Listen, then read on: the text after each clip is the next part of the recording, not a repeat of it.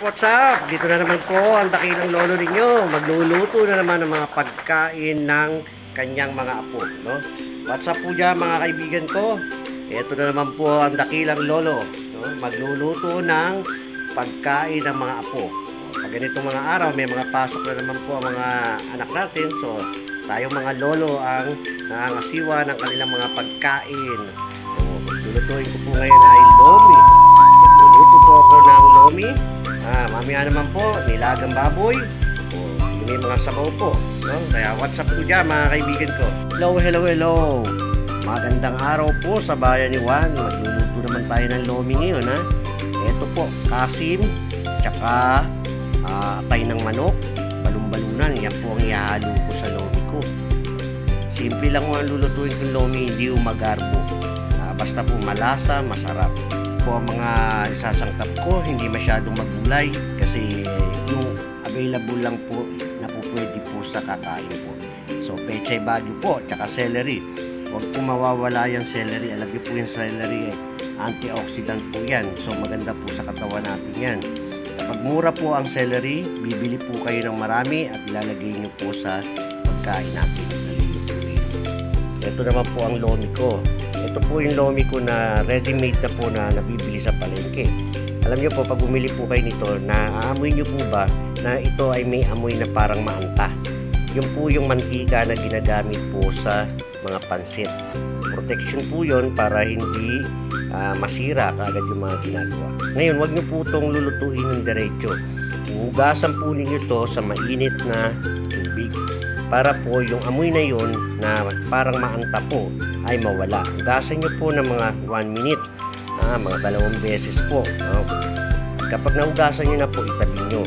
Tsaka nyo po yan igigisa para po yung amoy maanta na naaamoy po natin ay mawala po. Po, nagisa ko na sibuyas at bawang. Susunod ko po dyan yung atay ng baboy, atay ng manok, at tsaka po yung balon-balunan. Yan po ang isasangkap po sa ating lomi. Ito para simpleng luto lang po, no? Makakaya po ng sinuman. Pero nilagay ko yung atay na balon-balunan po ng manok. Medyo matigas po yun, kaya igigisa po natin ang una. No? Yan po balon-balunan kapag masyado po matagal na sasangkot siya, pumupula po yan. Kaya sa timing lang po ang pagluluto. Sinunod ko na ho yung atay ng manok. Ito po ang ginagamit ko sa aking pagluluto ng lomi. Ano po ba ang atay ng manok? Yung mga uri ng atay ay nagpapalasa po sa ating pagkain. Kaya hindi po nawawala yan kapag ako po ay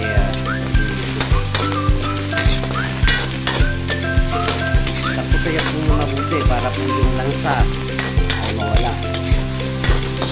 Lalagay nyo po ng bawang, sibuyas, paminta, saka mga seasoning nyo. Ano ba available sa inyo, lagay nyo po ng seasoning. So, ilagyan ko na ng sabaw. Tatakpan ko yan. Pakukuluin ko ng mga 5 minuto yan. At babalikan ko naman yun. Ayan na po ang lomi ko. Simple lang po yung lomi ko. Pambahay lang po ito. At niluto ko po ng ayon po sa panlasa na gusto ng kakain dito sa amin. Dahil sa mga parte po ng mga gulay na hindi po pwede sa kanila, katulad po ng mga repolyo, ayaw po na yun. Kung may makakita po silang carrots, ayaw po sila nun. Kaya ang niluluto ko yung ito lang. Medyo malabnaw lang po yung aking lomi kasi ayaw po na masyadong malapot. Sabi ko nga po sa inyo, depende po yan sa kumakain. Kaya thank you for watching. Maraming salamat po sa inyo. At mabuhay po ang mga lolo, lola, nanay na nagluluto sa bahay. So, ayun na po yung natapos kong mga lomi. Malaman po. At talagang gaganahan kang kumain. Dinadagdagan lang po yan ng mga type topping po. Kung gusto nyo po ng mga charol, lagay nyo po dyan. Kulang egg. Patong lang po natin yan. No? Bawang. Dagdagan lang po natin yan. Sa kasalukuyan po.